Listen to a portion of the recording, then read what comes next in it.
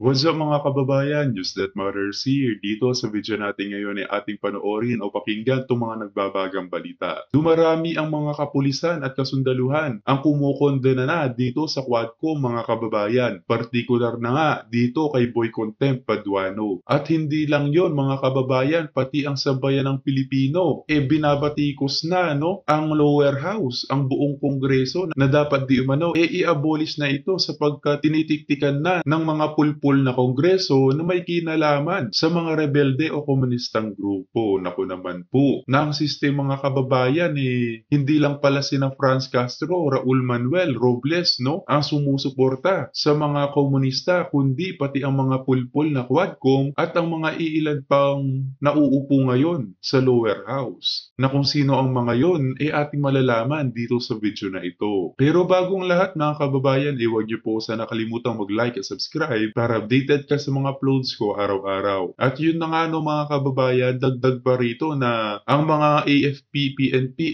hindi na napabibiro, Lalo na't nang nalaman nila na itong si Boy Contempt Paduano kinasuhan pa itong sina General Wilkins at PNP Grialdo. Na sana mga sir, magigiting naming taga-protekta gumawa na rin kayo ng aksyon patungkol dito. Kung kaya naman hindi ko na patatagalin pa, ito na ang buong video. So dumadami po, lumalawak at lumalakas ang daluyong ng pagkondina at pagprotesta by way of manifesto nang hindi lamang nanggagaling sa PMA Class 1988, kung hindi iba't ibang class na iba't ibang mga klase or classes, different classes na po ng Philippine Military Academy ang nagkukondina ngayon sa ginagawa na pangbabastos ni Stephen Boy Tapang-Tapangan Boy Contempt Paduano. At ngayon, nagsalita na rin kahapon ang kanilang parang presidente ng class ng 1988. At nakikita ko po, ang statement niya ay kumakalat na at lumalaganap sa social media. Siya po ay si General Leonardo Carlos. Naging Chief of the Philippine National Police po ito. Four-star police general po yan. At sinabi niya, hindi nakatanggap-tanggap sa anumang dissenting pag-iisip at sa anumang ethics of standard sa ating lipunan ang ganitong kabastusan, kalapastanganan at katarantaduhang ginagawa nito ng Kongreso ni Martin Tambaloslos. Kinukonsinti, pinapalakpakan at inuudyukan pa ng mga barkada ng mga sangganong kongresista at mga buhayang politiko na sumasamba kay Martin Romualdez ang ginagawang pangbabastos at pambabalahura sa mga fundamental na karapatan ng mga resource persons na naiimbitahan sa loob ng House of Tambaloslos na mga committee or tuwad committee nila.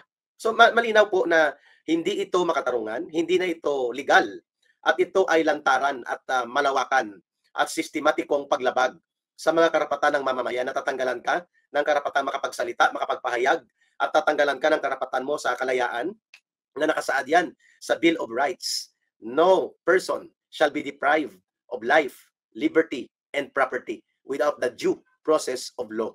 Dapat isalaksak yan sa utak nila Martin Romualdez at ng kanilang mga alipores, kagaya ni Boy Calderong NPA, Boy Tapang-Tapangan, Boy Contempt Paduano. Ang bully, parang schoolyard bully.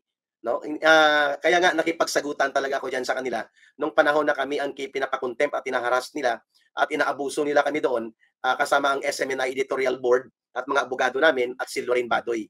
At nang ako po ay kanila nang i-remit sa kulungan nila, at ang gusto pa ni Boy Pimentel, ni yung taga Surigao na congressman, na napakahambog din kagaya ni Benny Abante, at alam ko naman kung anong background noon tungkol sa NPA, lumuhod yun sa NPA. Sa isang campaign period, dinisarmahan sila dahil hindi sila nagbayad ng campaign permit o permit to win at permit to campaign sa area ng mga NPA nung kalakasan pa ng NPA sa lugar ng Surigao. Yung si Boy Pimentel. Lumuhod po yun, dinisarmahan sila. At hindi ko na sasabihin at dugtungan ng kwento. Kilala ko po yung background ng mga yon. Aktibo pa ko noon sa NPA, sa CPP, NPA, NDF, na ngayon ay tinatakwil ko at kinukundina ko at nilalabanan ko ang komunistang teroristang ito.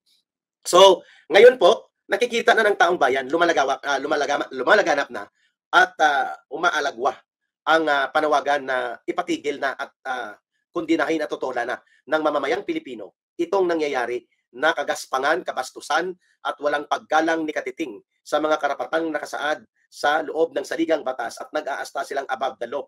Pero sa totoo naman, they are acting actually as lawless elements. Walang batas na kinikilala at parang wild west kung mag-isip itong mga alipores ni Martin Romualdez. Bakit kay Martin Romualdez babalik po ang command responsibility sa tamang pamumuno, sa ethical conduct and professional and real na pagiging public servant dapat ng mga nandyan sa loob ng House of Representatives niya. Sapagkat siya ang nagpapakilalang leader at gusto niya maging pinuno. At siya ang inilagay dyan na Correct. pinuno ng speaker bilang Speaker of the House dito sa House of Representatives. So ang anumang kagaspangan sa pag-uugali, kabastusan at pang-aabuso at pangtantara at pananarantado at pangbabalahura na ginagawa nitong mga tauhan niya like Akop, itong si Boy Contempt Calderong NPA Paduano, at iba pa, itong mga komunistang teroristang sila Franz Castro, Raul Manuel at Arlene Rosas na dinuduro-duro nila, binubuli-buli nila, binabastos nila at pinapahiya at tinatanggalan ng anumang karapatang nakasaad sa saligang batas ang mga resource persons. Ang mananagot diyan, hindi lamang itong mga kulukoy at abusado na mga naghahari-harian at nagjujos-josan sa ating bayan sa kanilang temporal power diyan sa Kongreso. Mananagot din dapat si Martin Romualdez diyan sapagkat hindi niya kayang disiplinahin, hindi niya kayang ipatupad ang ethical and Wika nga ng taong bayan, ka Eric Celis, dapat nang i-abolish ang Congress, no? Dahil pinuputakti nga ng mga pulpul na Kongreso itong lower house at wala namang pakinabang ang taong bayan sa kanila. professional conduct nitong mga balasubas na mga kasama niya na mga kulukoy. At akala mo, Diyos at Hari sila sa ating bansa.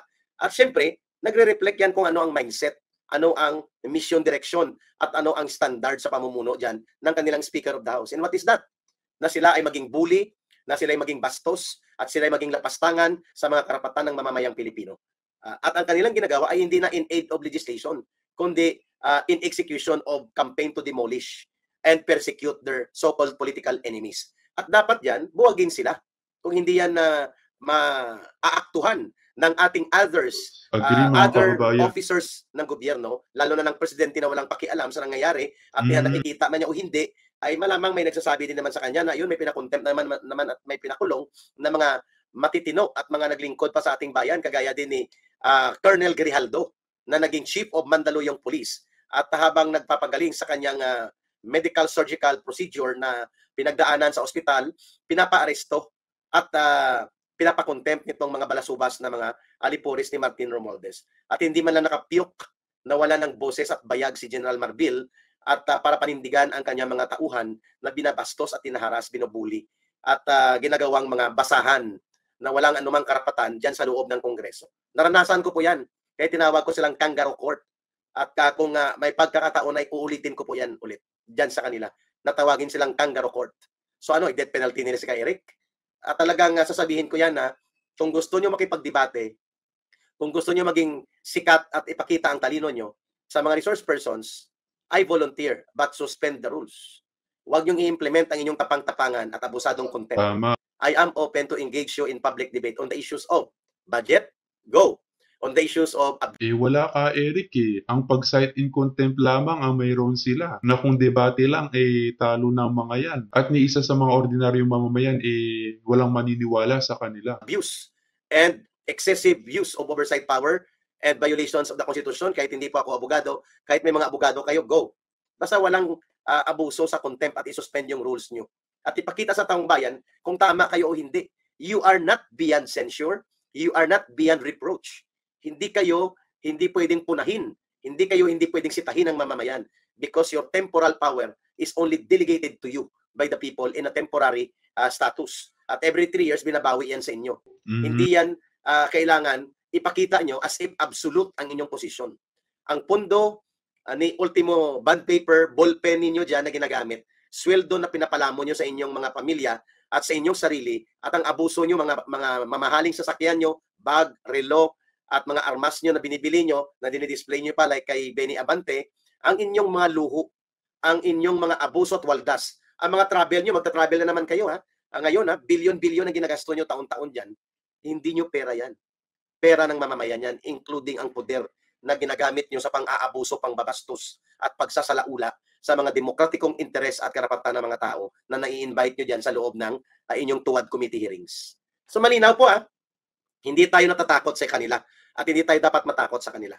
Ang Kongreso, mapa House of Tambaluslos man yan o House of Kila o upper chamber ni Senate President Kilay Escudero, sila po ay nanghihiram lamang ng kapangyarihan sa mamamayan. Hindi po sila ang may-ari ng gobyerno, hindi rin po sila ang may-ari ng ating bayan at pondo. at anumang ayuda at mga postura at anumang mga bulatik nila at bumubula ang bibig nila sa mga promesa sa kung ano-anong kabutihan, lalo na paparating ang kampanya at ang kanilang gagamiting ayuda here, hindi po nila pera yan. Hindi po sila ang nagmamay-ari ng kaban ng bayan, hindi rin po sila ang nagmamay-ari ng poder at kapangyarihan sa pamahalaan. Sila po ay mga they exercise only delegated power and delegated authority from the people. Yan ang dapat nilang ma-realize. At yan dapat ang panindigan at igiit natin, mga kababayan.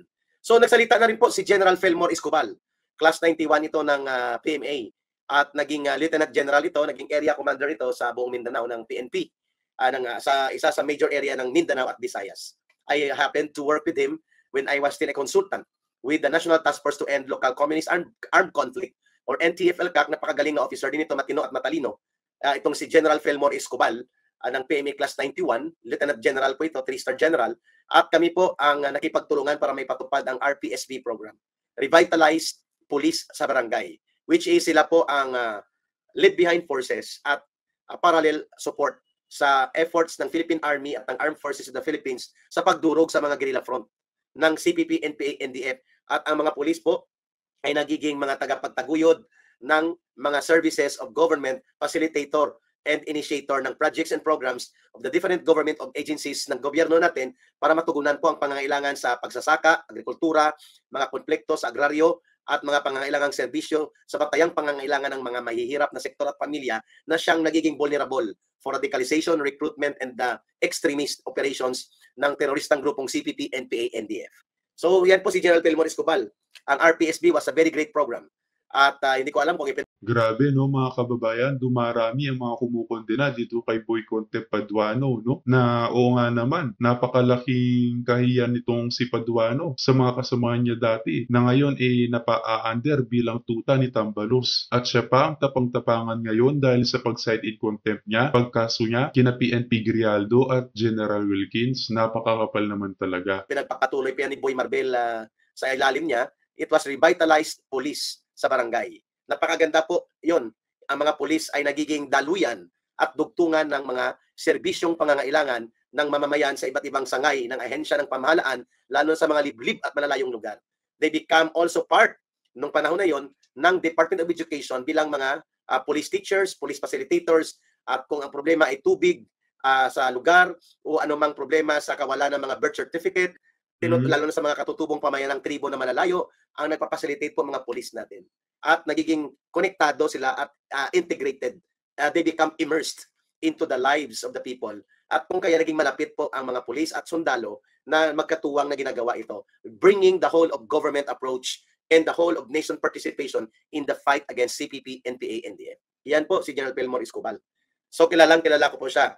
Isa pa ako sa naging consultant support sa pagbubuo ng Revitalized Police sa Barangay, na pinasimulan din po yan sa panahon po ng mga magagaling nilang mga former Chief of Philippine National Police. Sinuportahan din po yan ni General Eliazar, nila General De Bolsinas, and even ni General Jonardo Carlos at ni General Acorda. So I happen to work with them, even sa Armed Forces of the Philippines, para gumawa ng mabuting konsepto kung ano ang dynamics and mechanism ng pagsugpo at pagsupil at hindi na mamayagpag muli ang grupo nila Franz Castro at ng kapareho niyang mga CPP, NPA, and the recruiters at instigators sa hanay ng mga mamamayang mga vulnerable sectors na tinatawag. Magsasaka, manggagawang bukid, katutubong pamayanan, minahan, mga manggagawa, pabrika, at ang sa paligid po ng mga maralitang lungsod at kabataan. Magandang araw mga kaibigan. Bigyan natin ng reaksyon itong post ng Philippine Express. Title is, "Kilabutan ka, declaring war to yourself." Sinong tinutukoy na nag-declare war sa kanyang sarili? Ito, all-out war idineklara ni Speaker Romualdez laban sa mga ganid na negosyante. All-out war against greedy businessmen. Yon ang all-out war na dineklara ni Speaker Romualdez. Hindi ito politika, mga ganid na mga negosyante. Ito, senior ni Cielo Garcia, sabi niya, kaaway ang anino niya, Amat's call. Okay, so, sinerch ko, ano ba yung all-out war against greedy businessmen? Ito pala, meron talagang pronouncement ni Speaker Martin Romualdez. at ibinalita ng Philippine News Agency. House Speaker declares all-out war on profiteers, champions food security. Lalabanan niya ang mga mapagsamantalang negosyante na nagpapataas sa presyo ng bigas at ang kanyang ina-advocate food security, dapat walang magutom na Pilipino, ganon. Okay, so may lunch. Kahapon ba yun? On Monday, the other day, nagkaroon ng lunch ang House Speaker with media personnel covering the House. At nag-declare siya ng food security as top priority and pledge that the House of Representatives will uphold its duty to protect the people, emphasizing the government's efforts to address high food prices and the need to investigate why costs remain elevated despite sufficient supply. Andali, trabaho ba ito ng House? Yung uphold its duty to protect the people. Di ba trabaho yun ng Executive Department? Yung mag-implement. Kaya nga executive eh. Yung siguraduhin na may makakain ang mga tao, siguraduhin na Bida-bida lang yan si Tamba, nagpapalakas dahil malapit ng midterm election. Pero hanggang bunganga lang yan mga kababayan, huwag niyo iboboto yan. walang nagsasamantala, siguraduhin na mahuli, makulong ang mga smugglers, profiteers. Di ba trabaho yun ng executive? Bakit sinasabi niya na House of Representatives will uphold its duty to protect the people? I don't know. Kayo, trabaho ba ito ng Speaker of the House? So, ito ang kanyang exact word. The government is doing everything. Alam mo naman, kakakat lang natin ang tarifa para sa mga imported rice from 35 to 15%. Ang dami-daming supply na naiimbak dyan, pero bakit mataas pa rin ang presyo? Yon ang tanong. O kayo rin ang makakasagot. Ang gobyerno. So, ibig sabihin, mahina ang gobyerno. What I mean with gobyerno, ang executive. Salamat sa pakikialam ni Speaker Martin Romualdez sa mga presyo. Salamat sa kanyang kasipagan. Kaya lang, kung tutuusin mo, hindi naman niya trabaho ito.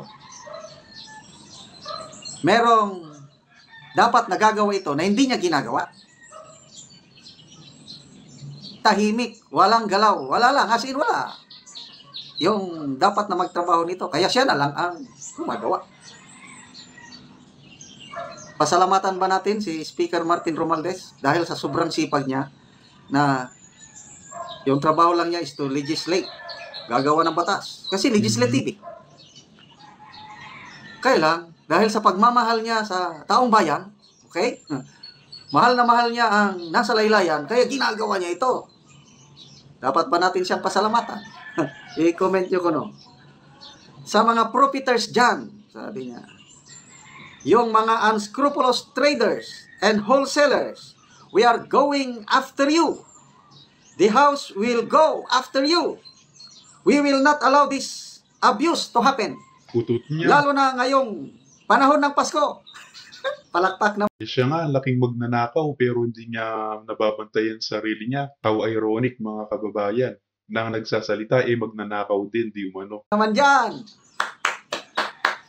Kaya in relation to this, may nauna siyang pahayag na suggest siya for the creation of a super task force para mag-inspect, maghuli. Alam niyo na, maalala ko many years ago, last year ba, yung dalawa sila ni Congressman Tulfo, Erwin Tulfo, nag-inspect sila ng bodega ng rice somewhere in Central Luzon. Maalala niyo yun? So, creation of a task force. Again, sino ang nag-i-initiate nito, yung mag-create ng super task force? Di ba executive? Bakit? Ang nakakaisip nito ay ang Speaker of the House. Galing. Ang galing. Talagang super sipag. Ngayon lang tayo nagkaroon ng Speaker of the House na all around. Jack of all trades. Pati yung increase ng subsistence allowance o food allowance ng mga sundalo, ginawa niya na bagay na hindi naman masama. Matutuwa ang mga sundalo sa pag-increase ng kanilang food allowance mula sa 150 pesos per day, ginawang 350. Napakagandang gawain yun. Kailang, according to General Romeo P. Boques, if yung pag-increase ng food allowance ng mga sundalo ay hindi initiative, hindi inapprove at hindi inannounce ng Commander-in-Chief, there is something wrong and fishy. Kasi sa Armed Forces of the Philippines, may tinatawag na chain of command. Dapat hindi ma-break. Dapat manatiling sagrado ang chain of command. Mula sa Commander-in-Chief, Presidente, down the President is the AFP Chief of Staff, down are the Major Service Commanders until the last soldier. Yun ang chain of command. Not even the Secretary of Defense is included in the chain of command. Bakit? Ang Speaker of the House na hindi naman kasama sa chain of command, siya ang nag-initiate, siya ang nag-approve, siya ang nag-announce sa increase ng food allowance ng mga sundalo. Doon mo makikita na super sipag, napaka-super ang Speaker of the House. So pati ito, namumroblema sila dahil akala nila bababa na ang presyo ng bigas dahil binabaan nila ng tarifa yung imported rice. According to estimates ng mga farmers group, lugi tayo ng mga 15 to 16 billion pesos yung dapat na makuliktang buwis mula nung July up to this end of this year. Dahil binabaan nila yung tarifa, nawalan tayo ng 15 to 16 billion. So anong napala natin? Bumababa yung presyo ng bigas? Hindi. Sinong nakinabang? Yun. Ito yung kintakong na create ng House. Nag-imbestiga. Ayun, inamin ng taga-Department of Agriculture na ang nakikinabang lang sa pagbaba ng tarifa ng bigas, imported rice, ay ang mga importers, mga traders, mga wholesalers. Ang taong bayan, hindi. Kaya ito na, nag-declare ng all-out war ang Speaker of the House. Palakpakan naman natin. Salamat po, Speaker of the House, sa inyong malasakit sa katauhang Pilipino. Sana magtagumpay po kayo. Sana maibaba ninyo. Sana kaya ninyo. Kahit hindi nyo trabaho ito, ginagawa ninyo. Pasalamat kami. Sana maibaba ninyo. General. Kasi sabi niya, dapat ang presyo ng bigas ngayon nasa 35 to 40 na lang. Wow! Ang galing! Kailan kayo ito? Fake news lang yan mga kababayan. Panigurado babalik rin sa mataas na presyo ang bigas sapagkat sila mismo nilatambali sa bungit. Ang pangunahing business ng mga yan, di umano, wika ni Madam Maharlika, smuggling. Pampakitang tao lang yan mga kababayan. Ito mangyari. Papasalamatan natin, papalakpakan natin, sasaluduhan natin ang Speaker of the House pag dumating ang panahon na 35 to 40 pesos per kilo na lang ang bigas. Kailan problema? Yung tao, yung opisyal na dapat gagawa nito itahimik. Bakit pinapabayaan ng Speaker of the House lang ang gumagawa nito? Kagabi po, I have received information from a very reliable source sa PMA Class 88 na umabot na po sa mahigit 75 or 80 na ang mga pumirma sa Class 1988 pa lang ito na nagbibigay ng simpatya sa sinapit po na masaklap sa kamay ng abusado at nag-aastang terorista ng mga resource persons diyan, si Boy Contempt, Boy Tapang-Tapangan, NPA Caldero na si Stephen Paduano na taga Negros. So, kagabi po, almost 80 na. Karamihan po sa pumirma dito ay mga matataas na mga generals, naging generals po sila. At hindi nila matanggap, may mga iba colonel, captain, at yung iba mga admiral. Pag-admiral po sa Navy yan, at ganoon din po sa Coast Guard. Hindi nila matanggap ang maltrato at abuso na ginawa ni Paduano na tinatawag na si Boy Contempt Calderong NPA, kasi hindi naman talaga yan naging NPA na matino, kundi sinipa nga yan sa NPA at naging bodyguard at naging mga birador sila ng mga hasyendero at mga politikong bulok sa Negros. No, yun ang record niya. Alam ko po yan ang background ni Karapali Luwalhati, ang pangalan niyang gamit noon nang hinahabol namin siya noon sa NPA National Operations Command when I was still part of the NPA National Intelligence Unit sa NPA National Operations Command. Tagal-tagal na po yun, hindi namin yan inabot. Grabe magtago yan, no? Nagtago yan sa sa kung saan sang sulok para ikanlong siya ng mga politikong bulok at asindero sa Negros.